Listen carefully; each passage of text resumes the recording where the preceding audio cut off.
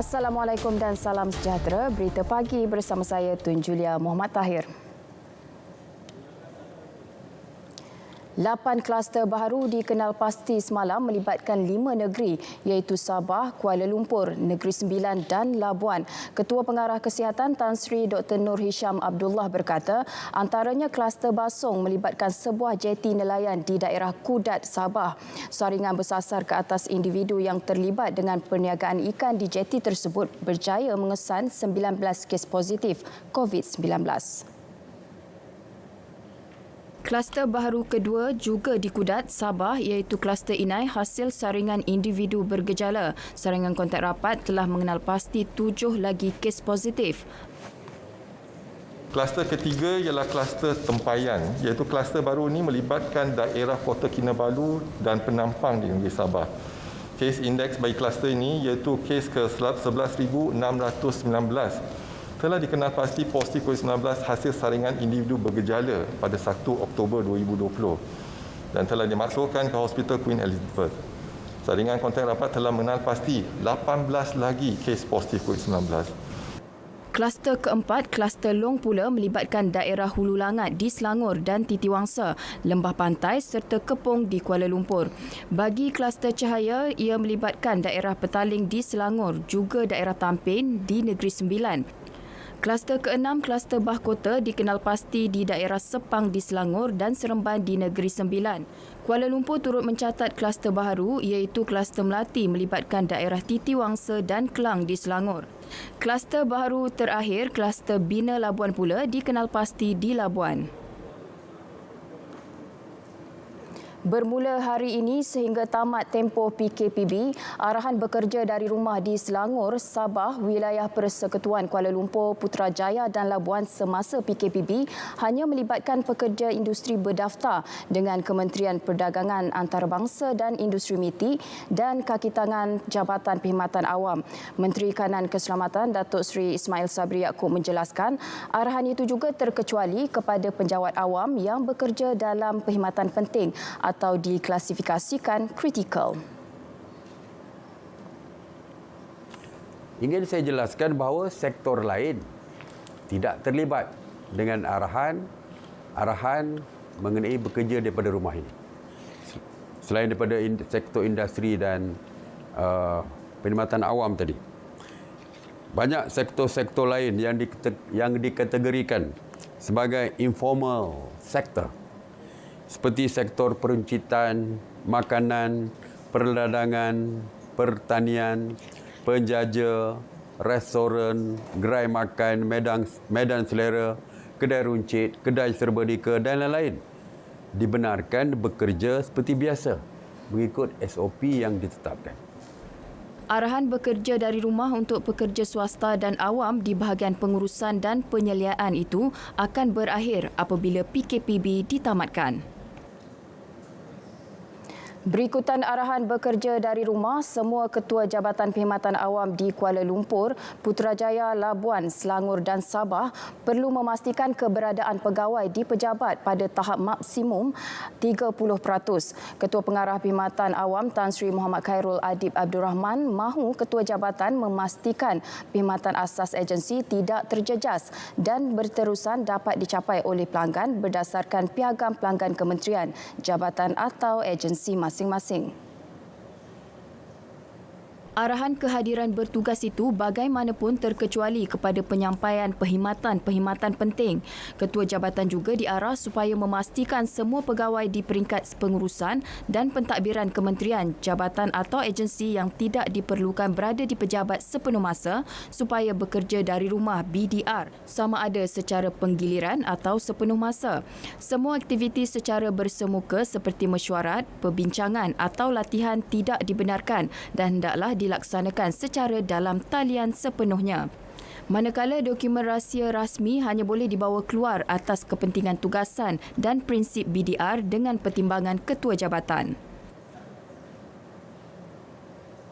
Sebanyak RM11.996 bilion diluluskan untuk program subsidi upah sehingga 9 Oktober lalu, memberi manfaat kepada 2.6 juta pekerja dan 322,134 majikan. Menteri Keuangan Tengku Datuk Seri Zafrul Aziz dalam laporan laksana ke-26 memaklumkan bagi pembiayaan PKS Penjana pula, nilai pinjaman berjumlah RM899.58 juta telah diluluskan melibatkan 3,900 permohonan. Program insentif pengambilan pekerja dan bantuan latihan pula menyaksikan 52,851 pekerja berjaya mendapat pekerjaan. Paling banyak golongan 40 tahun ke bawah seramai 41,808 individu. Selain itu, bantuan turut disalurkan kepada sektor seni, budaya dan hiburan seperti My Creative Ventures yang menerima 269 permohonan, manakala 193 permohonan di bawah cendana pula diluluskan bernilai RM3.5 juta.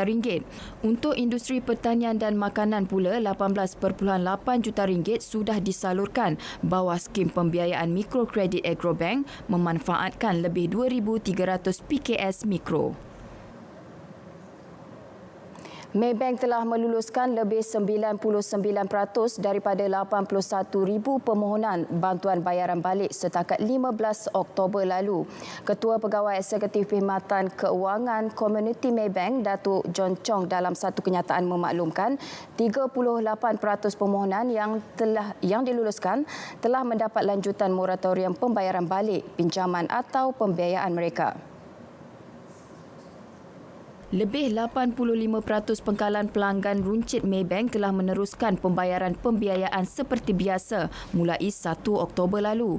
Selain bantuan pembayaran balik, bank itu turut menawarkan penyelesaian pembiayaan kepada pelbagai segmen pelanggan seperti pembiayaan digital PKS dengan tempoh kelulusan sepantas 10 minit. Berikutan Perintah Kawalan Pergerakan Bersyarat yang dilaksanakan di beberapa wilayah di seluruh negara, Maybank menggalakkan pelanggan supaya memohon bantuan pembayaran semula menerusi Maybank to You atau email. Untuk maklumat lanjut, layari laman sesawang Maybank atau hubungi talian tertera. 81 kes telah diambil tindakan oleh Kementerian Perdagangan Dalam Negeri dan Hal Ehwal Pengguna KPDN HEP terhadap peniaga-peniaga yang mengambil kesempatan memanipulasi harga kawalan barangan dalam tempoh Perintah Kawalan Pergerakan Bersyarat PKPB dilaksanakan. Tegas Timbalan Menteri KPDN HEP Datuk Rosul Wahid, pihaknya sentiasa memantau harga barangan kawalan dari semasa ke semasa dalam tempoh PKPB di Sabah dan Kuala Lumpur, Selangor dan Putrajaya. Lalu sehingga hari ini kita ada sebanyak 81 kes yang telah kita ambil tindakan dan nilai kompaun yang telah kita dapat setakat ini dah RM14,200. Jadi ini suatu benda yang tak perlu dirusing kerana ianya pada kawalan kita dan pihak berkuasa akan mengambil ataupun akan memantau setiap hari, setiap masa untuk pastikan pengguna tidak teraniaya dan penjual, pengeluar dan juga pemborong tidak mengambil kesempatan. Datuk Rosul juga menasihatkan pengguna jangan membuat pembelian panik kerana bekalan makanan asas mencukupi. Beliau ditemui media selepas pemeriksaan bekalan barangan di NSK Trade City, Kota Damansara.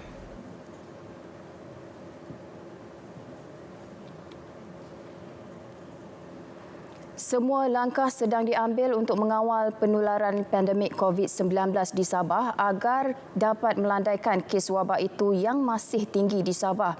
Menteri Kerajaan Tempatan dan Perumahan Sabah, Datuk Seri Panglima Masidi Manjun memaklumkan berdasarkan laporan Jabatan Kesihatan Negeri Sabah JKNS terbaru, ada tanda-tanda baik bahawa JKNS boleh mengawal situasi penularan pandemik COVID-19 di kawasan pantai timur Sabah.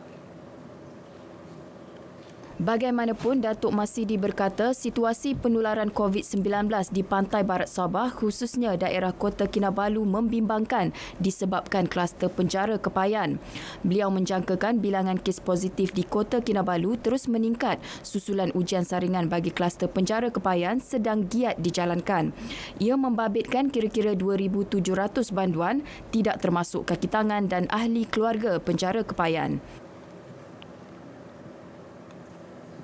Jadi saya buat kenyataan awal-awal ini agar kita faham.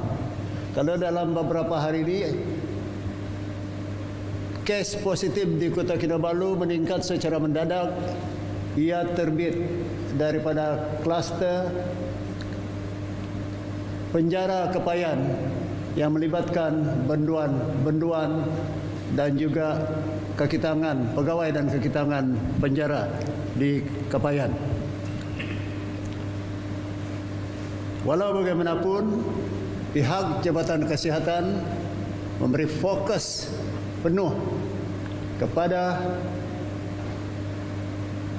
kluster penjara di Kepayan dan ujian-ujian sedang giat dilaksanakan bukan saja di kalangan para benduan tetapi juga keluarga, kaki tangan pegawai dan juga kaki tangan penjara yang bertugas di situ. Dalam sidang media di Wisma Innoprise Kota Kinabalu, Datuk Masidi berkata keputusan menunjukkan 60% daripada kontak kluster berkenaan yang disaring adalah positif. Jumlah kumulatif kes COVID-19 adalah sebanyak 9,290 kes, manakala seramai 5,513 pesakit sedang menerima rawatan dalam wad di seluruh Sabah. Selain itu, Datuk Masidi yang juga Menteri Keuangan 2 Sabah memaklumkan sebanyak 66,164 bakul makanan telah diagihkan kepada golongan sasar. Malaysian Relief Agency MRA Sabah akan membuka sebuah lagi pusat operasi COVID-19 di daerah Sandakan dalam tempoh terdekat. Menurut Setiausaha Kerja MRA Sabah, Alex Dennis, pembukaan pusat operasi itu sebagai tambahan kepada pusat operasi yang dibuka di daerah Tawau, Kota Kinabalu dan Beaufort. Pertambahan pusat operasi tersebut akan memudahkan penghantaran bantuan orang ramai kepada penduduk terjejas akibat pandemik berkenaan, terutama di kawasan zon merah.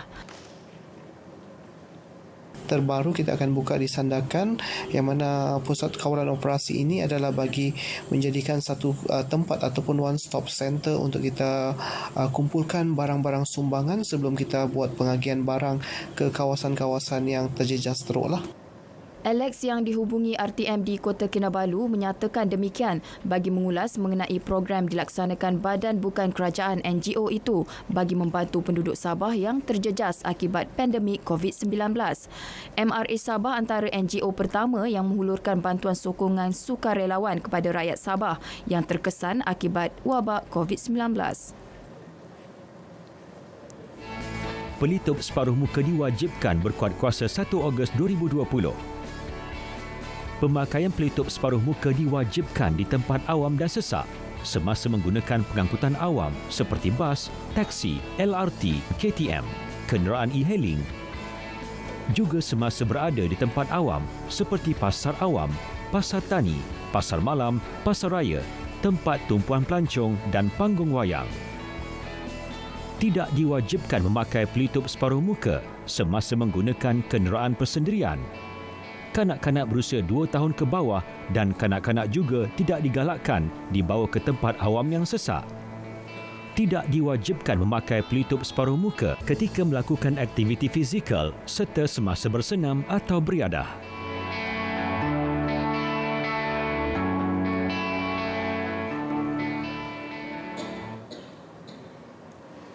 Kementerian Pertanian dan Industri Makanan berharap kerajaan menyediakan peruntukan mencukupi dalam Belanjawan 2021.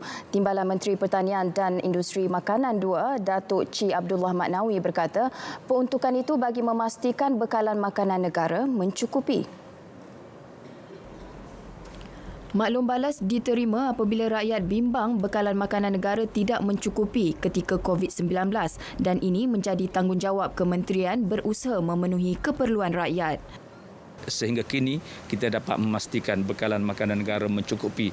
Jadi kita mengharapkan pada bajet yang akan dibentangkan pada November 6 November nanti, maknanya kita yakin dengan keprihatinan Yang Amat Berhormat Tan Sri Perdana Menteri akan memberikan tumpuan kepada sektor pertanian. Beliau menjelaskannya pada sidang media sempena lawatan tapak dan diskusi bersama Persatuan-Persatuan Arnab Negeri Kelantan di Ketereh. Menteri Besar Kedah Muhammad Sanusi Makno akan memfailkan saman terhadap beberapa individu dan pemilik akaun di media sosial yang didakwa memfitnah beliau berhubung pembelian sebuah kenderaan mewah jenis Toyota Velfire oleh syarikat air Darul Aman Sada. Pihaknya telah melantik peguam dan penyediaan dokumen prosiding lengkap dijangka akan difailkan minggu depan. 4 individu antara defendant telah dikenal pasti termasuk beberapa pemimpin parti politik pembangkang serta cyber troopers. Penjelasan tu patut dia orang minta sebelum dia orang viralkan benda-benda tu lah. Patut minta penjelasan dulu kan, bukan tuduh dululah. Muhammad Sanusi yang juga pengerusi SADA berkata demikian di Alur Star. Menurut kenyataan SADA, kenderaan Velfire berkenaan adalah untuk kegunaan rasmi pihak pengurusan syarikat. Polis mengesahkan 2 individu Adi Kana dan Goh Leong Yong atau Alvin berhubung kes penggubahan wang haram berperanan sebagai koordinator atau ejen menyediakan kemudahan kepada sindiket penipuan dalam talian yang menyasarkan rakyat Cina. Pengarah Jabatan Siasatan Jenayah Bukit Aman, Datuk Huzir Muhammad berkata, hasil siasatan mendapati mereka diupah untuk menyediakan kemudahan kediaman, pusat panggilan yang dilengkapi peralatan komputer dan telekomunikasi serta kemudahan internet di negara ini. Suspek terlibat dalam penipuan secara dalam talian, judi dalam talian dan penipuan pelaburan pertukaran mata wang asing forex. Soal siasat juga setakat ini mendapati wujud elemen skam di dalam aktiviti sindiket Edi Kada ini. Soal siasat lanjut oleh JSJ akan diteruskan dan subjek ini juga akan dikongsi dengan Jabatan Siasatan Jenayah Komersial, Special Branch, Cawangan Khas dan juga Jabatan Integriti Pematuhan Standard ataupun JIP untuk tindakan jabatan masing-masing. Justru ingin dijelaskan di sini, pihak PDRM tidak sewenang-wenangnya akan membebaskan ahli sindiket berkenaan dan akan melakukan siasatan secara telus, terperinci dan menyeluruh. Dakwaan mengatakan Adi Kana akan dibebaskan juga tidak tepat kerana individu itu kini ditahan bersama 2 lagi individu. Ketiga-tiga mereka kini ditahan reman 21 hari di bawah Seksyen 4-1-A Akta Pencegahan Jenayah POKA 1959 dan akan dipohon lanjutan reman selama 38 hari lagi. Dalam pada itu mengulas mengenai Alvin Goh yang melarikan diri selepas dibebaskan SPRM Putrajaya pada 11 Oktober lalu, Datuk Huzir Muhammad berkata pihaknya masih mengesan lokasi suspek. Ya, kita masih lagi mengesannya. Kita masih lagi mengesan Alvin ni. Polis telah menahan seorang lagi individu di Lembah Kelang yang dipercayai mempunyai kaitan dengan suspek yang melarikan diri. Persediaan musim tengkujuh pada akhir tahun ini memberi cabaran besar bagi Angkatan Pertahanan Awam APM selaku Sekretariat Bahagian Pengurusan Operasi Bencana susulan gelombang ketiga virus COVID-19 melanda negara ketika ini. Ia terutama ketika memastikan penduduk terjejas banjir ditempatkan di Pusat Pemindahan Sementara PPS dengan selamat mengikut prosedur operasi standard SOP ditetapkan. Timbalan Ketua Pesuruhjaya Operasi APM Nur Hafifi Ismail berkata, antara langkah yang diambil adalah mereka yang bergejala atau masih dalam tempoh kuarantin 14 hari akan diasingkan di PPS khusus. Sebab kita nak kenal pasti siapa orang tu, kadang-kadang dia tak tahu ataupun dia buang dia punya gelang pink tu dan sebagainya. Ini agak menyukarkan untuk kita. Tetapi kita harap mereka yang telah pun ada simptom atau bergejala ataupun diberikan tag dan sebagainya itu perlulah mengenalkan diri mereka supaya dapat kita tarik dia keluar, asingkan dan letak dia di satu pusat pemilihan yang khusus dan kita berikan rawatannya sewajarnya oleh pihak KKM. Ketika ini sejumlah 5,570 PPS dikenal pasti di seluruh negara dan dijangka mampu menampung kira-kira 1.2 juta penduduk terjejas banjir. Beliau berkata demikian selepas hadir pada program latihan tabletop pengurusan PPS bencana banjir Monsun Timur Laut 2020-2021 Norma Baharu, anjuran APM Terengganu di Dewan Besar Wisma Darul Iman, Kuala Terengganu. Untuk tempoh Januari hingga Mei tahun ini, sejumlah 12,917 harta intelek telah berdaftar dengan Perbadanan Harta Intelek Malaysia atau MyIPO. Ia merangkumi pendaftaran tanda dagangan, paten dan juga rekaan industri. Pengerusinya Datuk Muhammad Alamin menjelaskan, kesedaran akan kepentingan mendaftar harta intelek perlu diterapkan bagi mengelak berdepan tindakan undang-undang. Kita kena pelihara hak kita. Jangan sampai ditiru, diciplak oleh orang lain. Kerana jika berlakunya peniruan, ciplak, pelanggaran hak, apa yang berlaku? Mereka akan rugi. Kalau mereka berniaga, mereka akan rugi berlipat kali ganda lagi. Jadi datanglah dan daftarlah kepada MyIPO supaya mereka akan dapat berniaga, mereka dapat memasarkan produk mereka dengan lebih terlindung dari segi perundangan. Kesemua perkhidmatan kaunter MyIPO dibuka seperti biasa sepanjang tempoh Perintah Kawalan Pergerakan Bersyarat PKPB dilaksanakan di Lembah Kelang. Namun pelanggan digalakkan untuk berurusan secara dalam talian menggunakan sistem yang telah dinaik taraf selain menjimatkan masa menerusi laman sesawang www.myipo.gov.my. Datuk Muhammad Alamin menjadi tetamu program Bicara Politik Ekonomi bersiaran secara langsung di Angkasa Puri. Malaysia antara negara yang mempunyai kes obesiti yang tinggi. Jadi tidak mengejutkan liposuction atau proses sedut lemak adalah antara satu daripada pembedahan plastik yang paling popular. Bagaimanapun tidak semua orang sesuai menjalani pembedahan itu. Sebelum ini terdapat kes yang tular di media sosial pada 19 Oktober lalu menyatakan seorang model maut selepas membuat liposuction.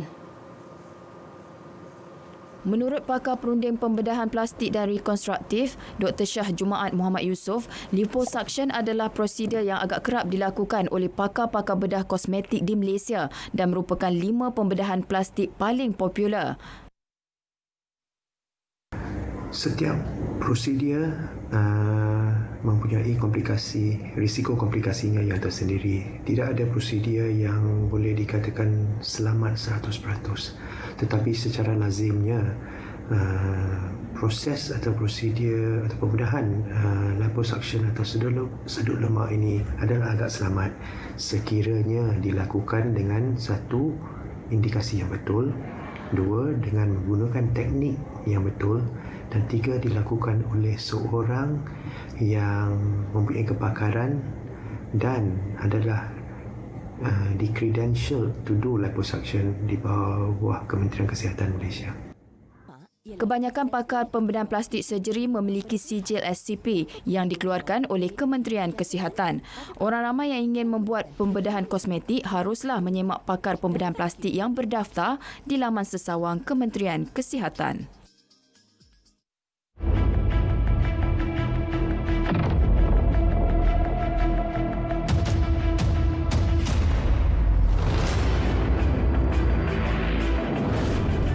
Difahamkan 800,000 pekerja sektor industri dari wilayah Persekutuan Kuala Lumpur, Putrajaya, Labuan, Selangor dan Sabah akan terlibat dengan keputusan yang kita buat hari ini, 800,000. Manakala yang melibatkan penjawat awam di kawasan tersebut adalah seramai hampir lebih kurang 200,000. Bermakna 1 juta. Jadi kita boleh kurangkan pergerakan 1 juta pekerja. Dan ini saya kira boleh membantu untuk mengurangkan jangkitan COVID-19.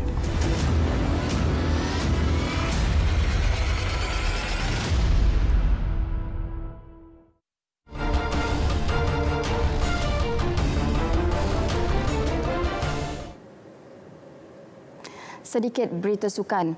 Kelab Johor Darul Takzim JDT sah mendapatkan khidmat pemain kelahiran Brazil Camilo da Silva bagi menggantikan penyerang Diogo Luis Santo yang akan kembali ke Thailand musim depan.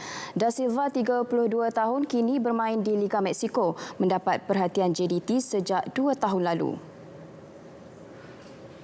Pemilik kelab JDT Tunku Ismail Sultan Ibrahim berkata, selain Cameo, pemain Felda United, Daniel Amir Nur Hisham juga akan menyertai skuad Harimau Selatan secara rasmi 1 Disember ini. Daniel dijangka akan beraksi dalam saingan Liga Juara-Juara Asia ACL. Dan juga by 1st of December, Daniel Amir akan jadi JDT punya pemain officially. Itu adalah perancangan yang sangat lama. Dan juga kemungkinan lagi seorang pemain tempatan. Bukan dalam perbincangan, saya tengah tengok macam mana situasi tersebut. Selain itu, pemain-pemain JDT 2 juga akan diserapkan ke dalam pasukan utama melibatkan posisi pertahanan dan hadapan. Dalam pada itu, Tunku Ismail memaklumkan Ketua Jurulatih JDT Benjamin Mora dilantik sebagai pengurus kelab menggantikan Luciano Figueroa yang kembali ke Argentina atas urusan keluarga. Kontrak Mora juga dilanjutkan untuk tempoh 2 hingga 3 tahun lagi. Pemenang jersey merah atau Raja Bukit Litu Dilengkawi LTDL 2020 Muhammad Nur Aiman Muhammad Zarif gembira proses pemulihannya berjalan lancar untuk membolehkannya kembali mengayuh basikal.